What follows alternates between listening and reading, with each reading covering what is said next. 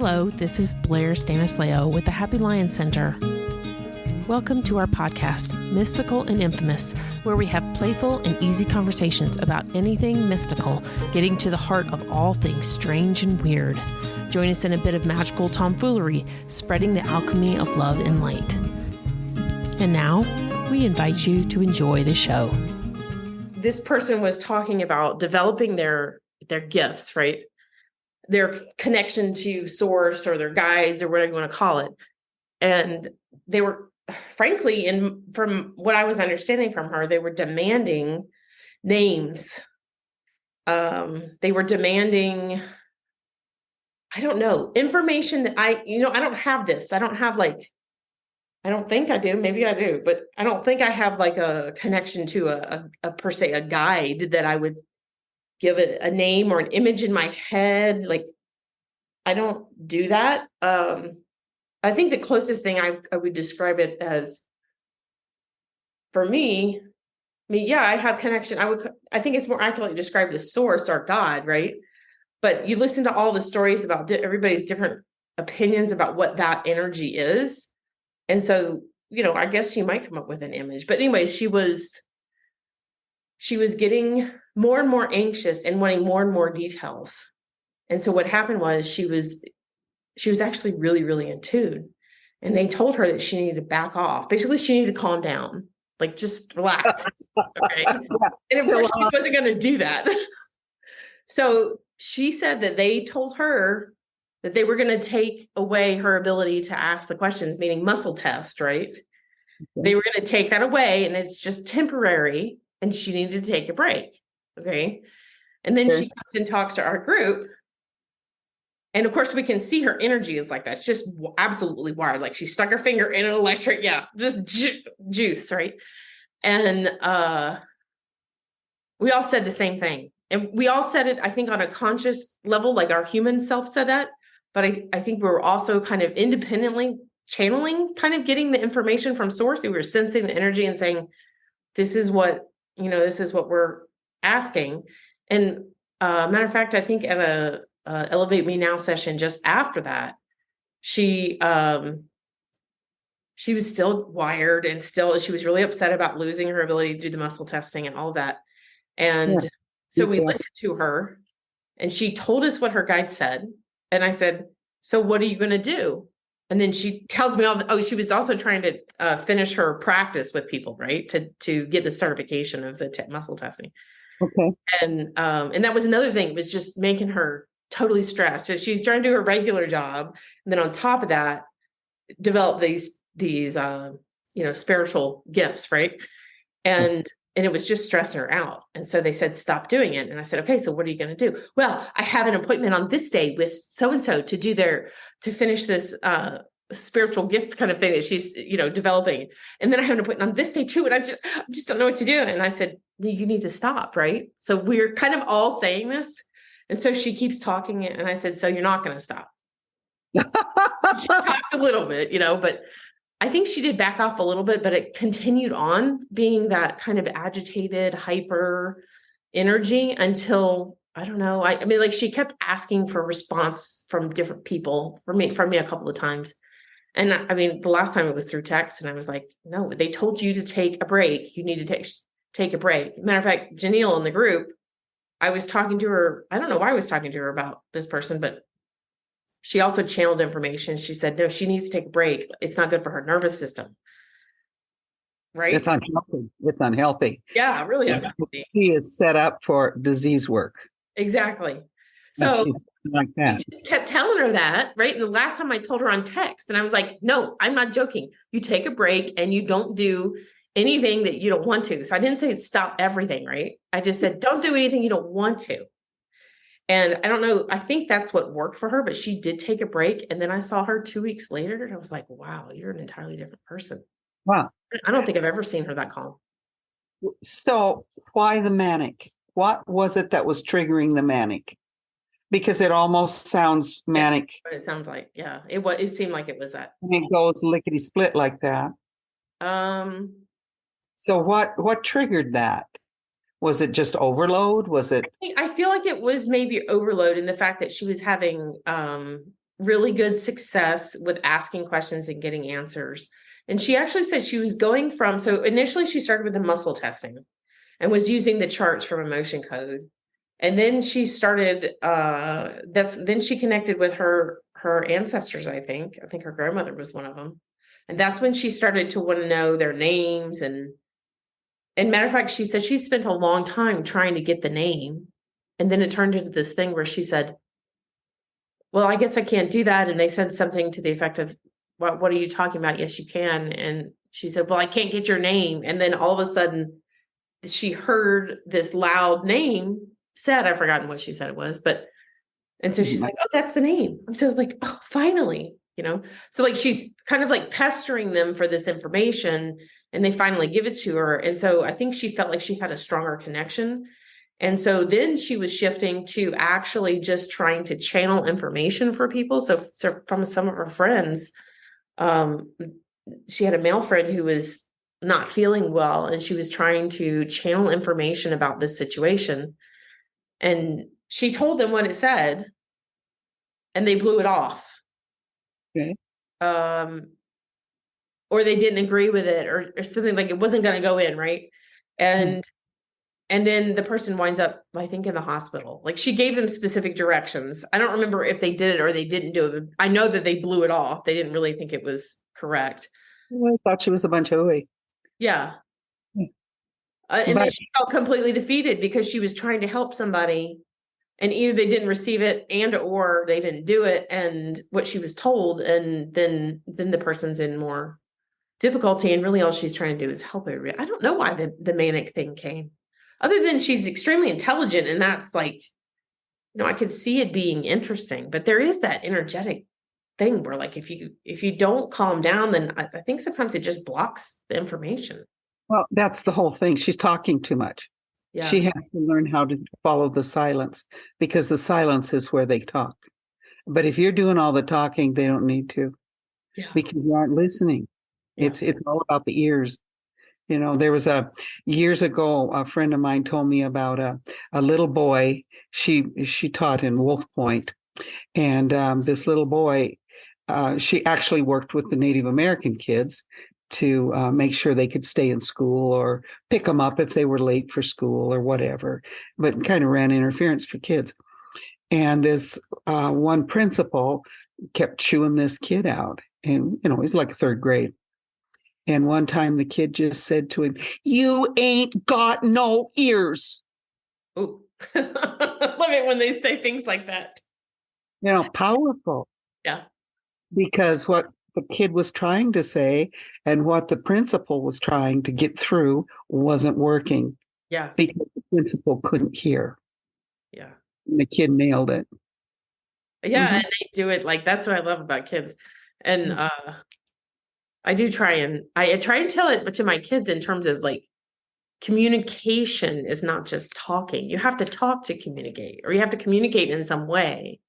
But it's not actually communication unless the other person understands the message, or the other, whatever you're trying to communicate to, right? Unless they understand it. So therefore, you have to change the way that you communicate based on your audience, right? I know that was true in the classroom. I would give the instructions. Inevitably, there was this kid that would go, "Miss Malby, did you say?" Yeah. And so I would look at the class and I would say, "Would one of you please repeat what I said?" And they would. And then they knew what to do. And I thought, that's what I said. But it wasn't what was heard. I needed an interpreter. Well, it also helps if you ask people if you, like you just demonstrated, if you ask somebody to say, "Now, what did I just say?" They have to process it even more to put it in their own words. And it does a different level of comprehension. Yeah. And it removes filters, because we all have those, and we filter them through our paradigm or our worldview. And as we filter that, some of it fixes in there, and some of it doesn't stick at all. And sometimes it's the important part that doesn't stick. Yeah. Yeah. But how interesting with this person, a newbie in the with our group, our Elevate Me Now group since I think I mean, she's been with us for a little over half a year, like 7 or 8 months. Yeah. Very new. Not complete newbie, but I will tell you that since she joined our group, her spiritual gifts have increased probably 20 to 25 fold. Mm-hmm. And I don't know if that's an accurate statement to say her spiritual gifts have increased. She has learned how to work with them 25 fold. Does that make sense? It's not that she didn't have those things. Well, and that's exciting. And there's an energy to that because it's like being a teenager. Those are hormones. It might be part of it. Yeah. They just scream, and so now she's being told, grow up. Yes. It's interesting that it's coming from her guides and from the people who are connecting. It's like coming from every angle. And for me, having been around people where if you don't recognize what's happening and you don't listen to it, that can be literally life ending, stress kills it kills people, It does. It does. And I talk about stress more and more with my clients. And I don't let them get away with it's just stress. Well, let's talk about that because that's your precursor for all the other issues you have. Mm-hmm. And it is. It doesn't matter how the body manifests symptoms. The bottom line is the stress. What really happened? What is the catalyst here? And what are you repeating and repeating and repeating so that the symptoms stay? Now, once something is chronic, you might be stuck with an issue because you didn't deal with it, but you can lessen its intensity by dealing with the stressors. But that means change. And who likes that? Well, it's not easy, but I think that I would say the biggest lesson that I've learned personally, which yes, it does affect my work, but it's really just a personal lesson that I learned, which I think a lot of people learn at some point, is that it's really not about the objectiveness, which I think our society presents that as like the idea of PTSD. PTSD is for people who were in the war. Well, no, not really. PTSD is for anybody, right? And it could be little kids. Yeah. And anyways, that's one of the biggest lessons I've learned is that it's really not about the objective description of the situation that caused the stress. It is more about how you feel about it and the thoughts that you have about it that then come out in the body. Yes, they do. And we keep repeating them. Mm-hmm. Once the thought is there and we begin talking about it and we talk about it here and we talk about it over there and we call so-and-so and ask their opinion too. And then we look up things on Google because they're all roads lead to Google, right? We find a diagnosis of some kind. So then we head to the doctor and it goes on. And all we keep doing is reinforcing the belief that we have legitimized the issue that we have. And that's how it sticks. Yeah. And if we work on the issue that we had originally and all of the rest of that stuff goes away, that's really the basis behind the healing work that I do with the hypnosis and the heart soul healing is like, you go back to that core situation. What was happening when that first started, or when did you first notice this? Or, sometimes we do it with hypnosis and sometimes we do it in a different way. Something else, I just had a conversation with my daughter very quickly. We were talking about anemones, the plant, the sea life. Oh, yeah. Okay. So the conversation came up at the dinner table and my daughter and I started a little bit about, she started thinking about, what did it say? Oh, she brought in the movie Kubo. Have you seen that one? Oh, it's a delightful film. Okay. So it's an animated film. It has some of this like dreamy, mystical kind of stuff. Yeah. And this boy, his mother dies and he goes on to search for something. I don't exactly remember. I should remember that, but I don't remember exactly what it was, but it's beautiful anyways. And that certainly kept my attention. And what happens is he goes on, something happens to him. I think maybe he turns into something else, but he has to go on this arduous journey and he gets these little companions that go with him. So there's Monkey and there's I think he's a crab or a lobster or something with a hard shell. That's all I remember.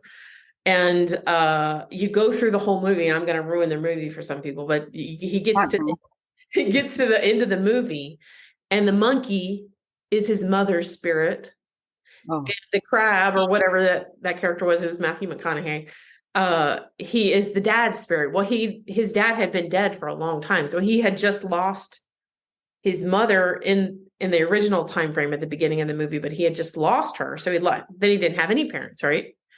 And he's got to go through this arduous journey, and they come, and then they magically disappear, of course, at the end. And it was so funny. So to me, that's like, oh yeah, that's like your spirit guides coming in. Like, these people have these visions, and something happens in an emergency, and they have exactly what they need to survive, right? So it's the idea of the ancestors coming in to help you.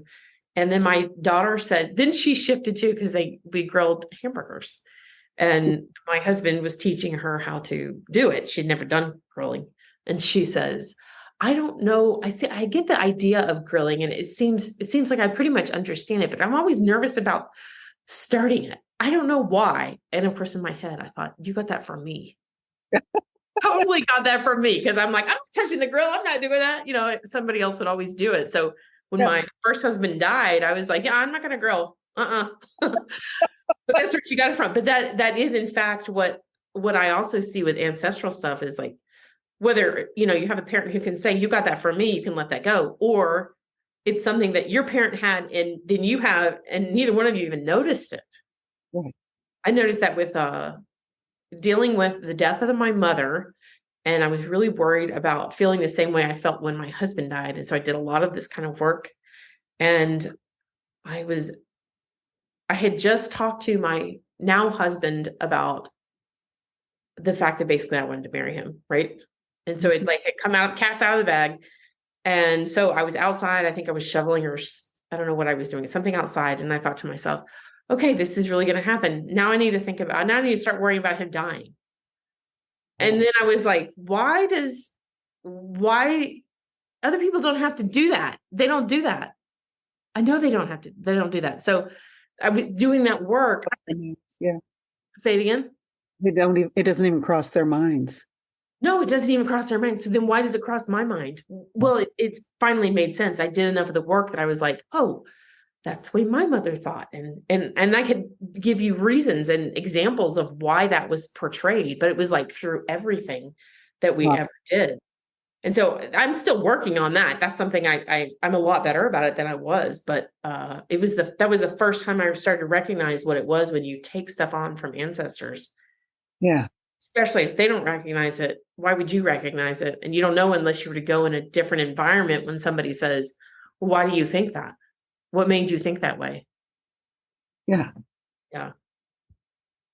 So I love these little hints at the spirit world in film.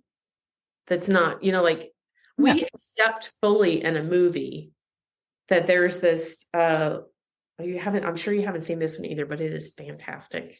Have you heard of Everything Everywhere All at Once? No.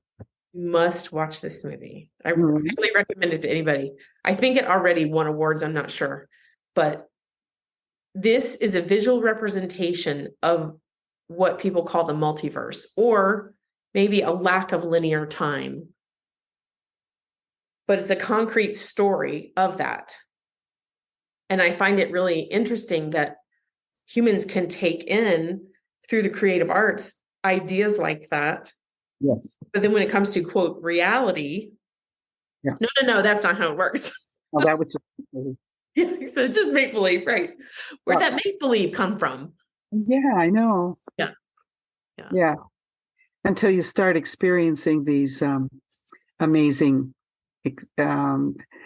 opportunities to encounter the other world. And then it comes through dreams, comes through hypnotherapy, comes through visions, comes through, prayer. Yeah. Comes through different ways. Or even the more we get comfortable with it, we can kind of like call that in. And we also hear it through other people. Mm-hmm. If we're yeah. That friend of ours was listening as everybody was saying the same thing to her, which is just relax and back off. Stop doing that quite so much. Yeah. That's pretty cool. Yeah, it's interesting.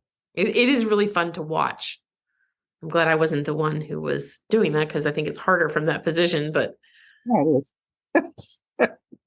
is. so we were going to talk about we have a group called Elevate Me Now that meets, and we were going to talk about what's different about that group. And you had mentioned to me you didn't think other people were doing quite what we were doing. So maybe if you just tell me where you're thinking there, we can kind of go from that. Well, I would say in the world of either hypnotherapy or visualization, or meditation that is alone, it isn't like a shared experience where people contribute what they see someone begins the visualization, and then the others who are there go into that same story, and then we see things together. Oh, I see this little fairy. Oh, I see a pond. Oh, yeah, I see it too. I mean, it's like it awakens that within. It's like we're telling each other the story, but from the different perspectives. Well, it's that elephant in the living room. This person is feeling the leg. This one's feeling the tail. This one's feeling the trunk. And so you get different perspectives, but it's the same elephant. And so the story is similar to that, because I have never done that like that ever. And I've been in a lot of groups. Well, I've been I don't think that the Reiki training is like that. No. It does feel more individualized when we do I don't remember all the names of them, the ignitions and whatever you want to call them. To me, they all feel the same. Like they're all meditations basically, but but they are not separate. We share afterward. We share our own. And here's what happened when I meditated. Here's where I went. But in that, at least that experience I had with Jen and Janelle and you, there was a sharing of the same story. Yeah. And I saw things there too that came for me, but I wasn't used to this is what we do. I didn't share a couple of those things, and it would have changed it for you. You would have seen it too. I know you would have. It's just raising awareness. Yeah, I kind of, when we first started doing that, so first started with Jen, myself. Well, actually, it started with Janelle and I first. And then I am surprised. yeah. And then we had Jen was going to come, but she couldn't come. And then eventually Jen came. And I can remember sitting on the floor where I am right now here in the office. We were all three sitting on the floor, and we came up with a plan to do kind of what you're talking about. Okay, let's balance our chakras and do our protection and go under and see what happens. And Jennifer, if she's there and she's asked to verbalize, the images and information that she gets is, I want to say if you think about different different kinds of mediums for paintings, this is like an entirely different medium that I don't know how to describe. It's, there's a difference between acrylic painting and oil painting or watercolor, right? Yeah. They're almost like the way she describes things is almost like a mixture of all the different kinds of paint.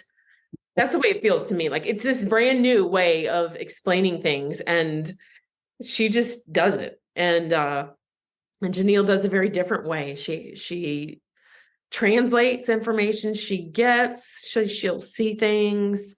Sometimes she does the light language, And so the two of them were over there doing all that while we were doing the same thing. We were trying to prompt each other a little bit, like, so this is what I'm seeing, and what are you seeing? And so the next person would chime in, and I'll almost be the last person. And so we kept doing that. And then fairly quickly, it shifted to us kind of rotating through and kind of sharing what we see, right? So usually it was Janelle talking first, and then it was Jen, or it might be the opposite. But then I was always last.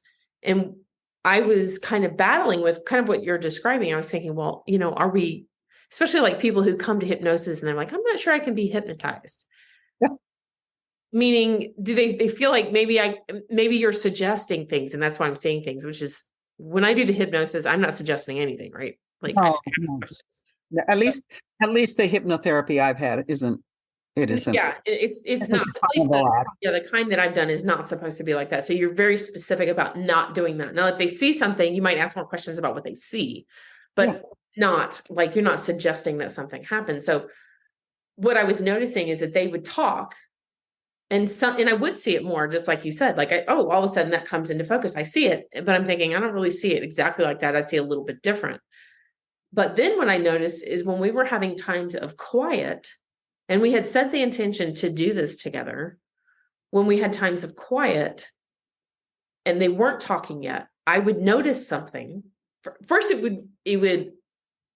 would just be there. And then all of a sudden I realized, oh, I noticed this thing. I need to pay attention to it so I can tell them. And then I was like, oh, well, let me see, what is this? And so then I would look at it more and I get a little bit more information. And then the two of them would start talking about whatever they were seeing. And over time, I noticed that they would start talking and start describing what I'm seeing. So I noticed that I would say, oh, wait, I'm seeing something. I got to pay attention to this. And so I would look at it, and I feel like I'm going to say this again. They started articulating something very, very similar, but it was in a different way. Like, let's say that Jennifer saw a being, okay, and Janelle saw a location or was getting information. I, on the other hand, saw a certain color light, or I felt a certain kind of feeling that went with that light that I noticed. Does that make sense? Yeah. Yes. And so it showed me, first off, that I was having that information come in, and I wasn't noticing it, because to me, it very much felt like a dream, where it was like, I don't know, there's so much information that you can get from one of these sessions. It's very much like a dream, in the sense that there's so much going on. You can kind of notice that and not actually, and I don't know if this is just me, but I don't actually have anything to say about it. Like, I'm just noticing it. It's just there. Yeah, just following it. When you said that about the Reiki trainings, now I know that there were some, especially the more days we were together, there was more of that synchronicity. With some, it was like, oh, we're getting that again. We're getting that again. We're getting that again. But it wasn't in a shared group. It was still individual. Yeah. I never had that, and I thought it was really wonderful. It is wonderful. Watch it grow. It matured as I watched it, and I just remember when I came to the close of that day that we were in that place. We had this pond, and there were bushes, and there were like fairies, and there were lights, and I mean, it was beautiful. And then I met an angel. There's this huge creature, because I don't think angels are human. This one certainly wasn't human, and it was very aristocratic, I guess would be the word. It was big, and it was at the end of this pond. Here's the pond, and here's the angel, and I said, "Are you Gabriel?" He said, "No." He said, I'm Ariel. I said, "Oh, I've heard of you, but I don't know you." He said, "But I know you." Oh, yeah, that part.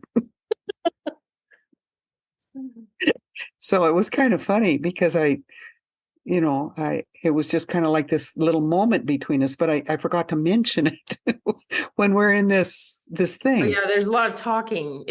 Yes, I know what you're talking about. There's so much information to convey. And then as humans, we need to wait for somebody else to finish talking, or, like, you're trying to listen to what they're saying. And as a human, our brains try to assimilate, meaning try to identify and connect with, right, those ideas that are coming from somebody else.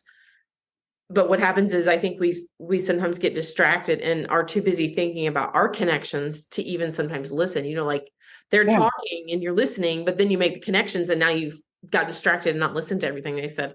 That would be me. Yeah. And it's hard to get the information out that way. It's like, you wake up and you start talking about a dream and you got one sentence out of, I don't know, 200 pages worth of text. That's all you can get out. Yeah. That's true. But that synchronicity thing, the more I think people are together and doing something similar, the more that will gel. Oh, I think so too. What I have noticed with our group that I have not seen in other situations, not that I've necessarily been around a situation where anybody was trying to do this as a group. Actually, I have never been around where somebody's trying to develop their people's spiritual gifts within a group. But that's what happens when we do this. Like, I didn't keep track of them, but there was one point, I think it was probably June-ish. So we've been doing this just over a year with varying levels of commitment or joining in of other people. But at that particular point, I noticed there were about 7 people there, and all 7 of them were having these spiritual awakenings and this clear awareness of, what do I do next? And how do I get the information when I don't know next time? And it was just utterly amazing. And then somebody actually did, one of them reads tarot cards, and she did a tarot card reading. And that is in fact that's the same message that she got through that. It was just, it's absolutely amazing to watch that happen. Mm-hmm. Yeah. Yeah. It's my favorite thing to do. I can see why. I remember when we were at Karuna Reiki and you brought it up that you had a group of people that were meeting to, I think you described it as play with energy. Yeah. Yeah. And just seek it out and see what it is. I've never thought of it in terms like that. I've always known it. Yeah, because you just do it naturally, especially when you're in prayer a lot. You're putting yourself right there, right? Always. Yeah. And so, you're going to be doing it naturally. And I think a lot of people do it naturally. I think I've done it always naturally and didn't know that that's what I was doing. It's about the awareness. Yeah. I did it for years. Some of it seeking. And, they talk about the searchers. Mm-hmm. But it finally just became just what I do. In the first years, it was about seeking. It was about figuring it out. And how do I get back in touch with that? Mm-hmm. And how come that happened this time, but it doesn't happen anymore? And the continual search for the connection. Where did you get your support as you were in those stages where you were asking questions like that? Well, I was in Christian circles. Okay. And so you could identify what that feeling was and helped you to develop that even more. I was involved in the charismatic renewal that was happening in the Catholic Church, which is a Pentecostal movement. Okay. And it was, the identification would be with like full gospel businessmen, which I think goes back into the 20s. But then something happened at Notre Dame in the 60s, and a weekend happened. And when it did, it just set everything on fire. And all of these people, all of a sudden, who were Catholic, were doing this hallelujah thing. And it finally reached us here in Montana. And my brother had called me and asked me some questions about it and told me about it. And then I talked to a friend of mine in Poplar, because that's where I lived at the time. I was in my 20s. I was just a kid. And I talked to her about it. I said, we want to do this. And we had people come to the church and teach. We had videos from different speakers. And we came to an understanding that we wanted what we were hearing about. And it was called the baptism in the Holy Spirit. And we we knew that we were on the right track, but none of the things that they said would happen were happening.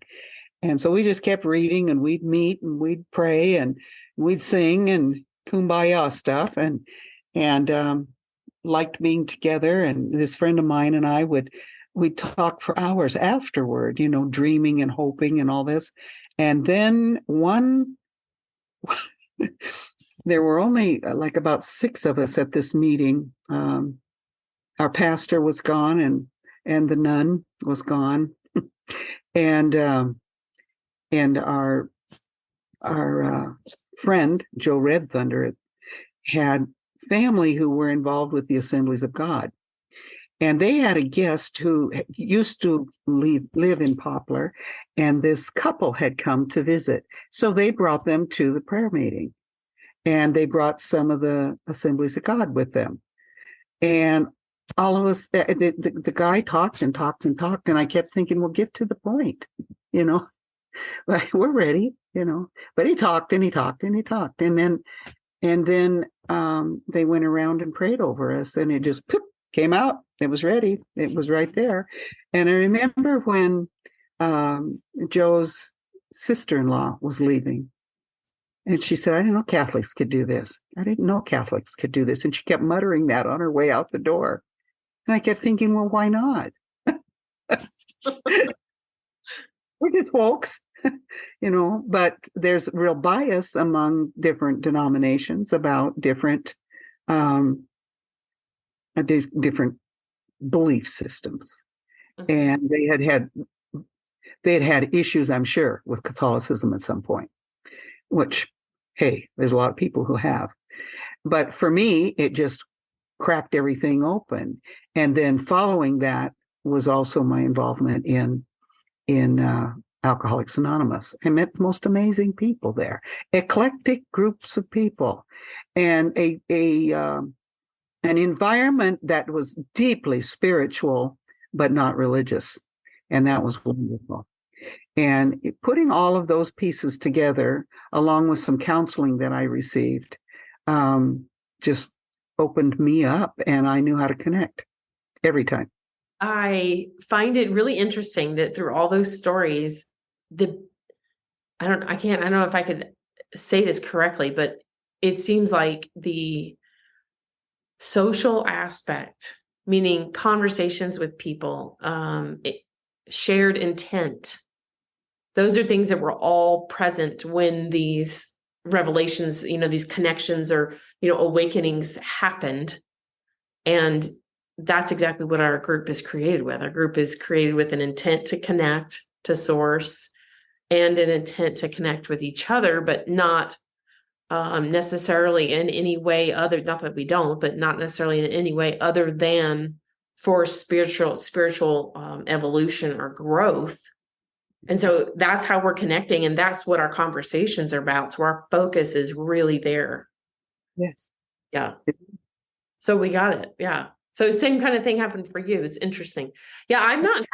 My experience has not been, I wouldn't say that there's a whole lot of experiences where I've been trying to connect and had a whole lot of exterior support other than Reiki. Of course, I get to the first Reiki class and I'm like, oh, finally, now I have a much better picture of what I always thought was right, but I didn't know how to say it. And there was nobody else to say anything like that to. So, Reiki was the first time and then after I recognized that Reiki is such a good description, a good way of experiencing it, that at the very minimum, since it's popular and well known, now I know anybody who knows Reiki at least has a clue, right?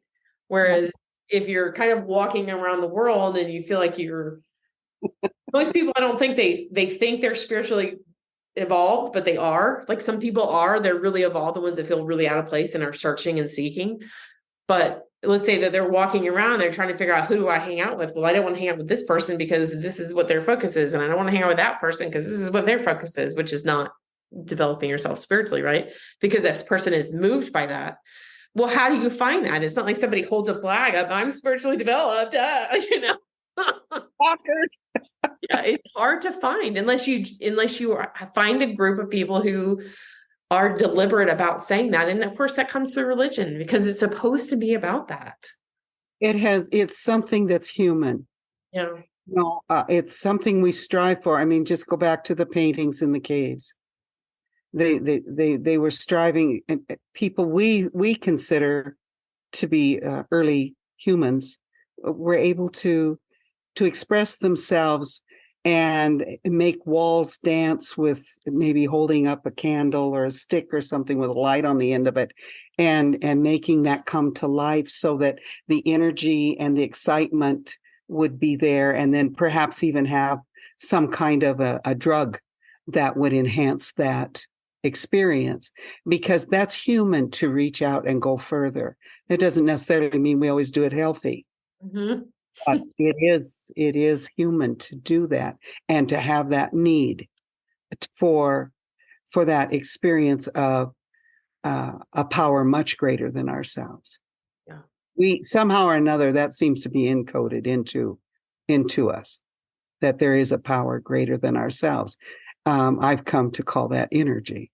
I believe in God. That goes without saying. Anybody that knows me knows that. But I also believe that is expressed through energy, that God and source, universe, call it whatever. It to me, it is an energy, and that energy keeps me alive. It keeps the rocks alive. It keeps the world moving. And I know that people want to say, well, we're going to hell in a handbasket right now. Well, they've said that for a lot of centuries and a lot of different eons. But the thing is, there's an energy at work that we are not in charge about. We just get to be participants. Yeah. For good or for ill. I mean, some of that energy we take and we make it not good. Well, just like we were talking at the beginning, what was making her be frantic, or you talk about the stress where people put the energy towards that, and then you beautifully described how thinking about something then turns into doing so much more about it. So, I mean, in our Western science, there are lots of there's lots of research that support essentially whatever we put our focus towards, which is energy, right? We put our focus towards, it grows, gets bigger.